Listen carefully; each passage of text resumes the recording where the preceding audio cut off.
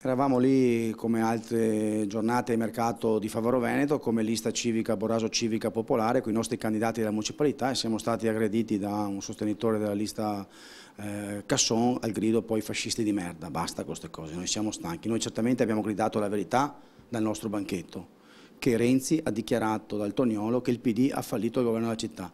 Probabilmente questa frase, che forse dire la verità non si può in questa città, in questo paese, questi hanno reagito, ci è arrivato un energumeno contro, per fortuna che poi è arrivata la polizia municipale e ha ripreso questo signore. L'episodio denunciato dal candidato al consiglio comunale Renato Boraso sarebbe stato documentato anche da alcune riprese video. In questa città chi prova a dire la verità viene aggredito, sostiene l'ex presidente della commissione comunale bilancio, a meno che non si tratti del premier Matteo Renzi, che ha dichiarato chiaro e tondo che il PD a Venezia ha fallito. Non si tratta di una presa di posizione politica, ma di un semplice dato di fatto testimoniato dai numeri. Mi dispiace per il candidato Casson, ma se il PD ha sbagliato non può essere ancora il governo della città, e non perché lo diciamo noi, lo ha detto Renzi, e non possiamo neanche essere aggrediti. Faccio una denuncia e ringrazio Rete Veneta di questo, perché non vogliamo e non possiamo essere aggrediti fisicamente per dire la verità.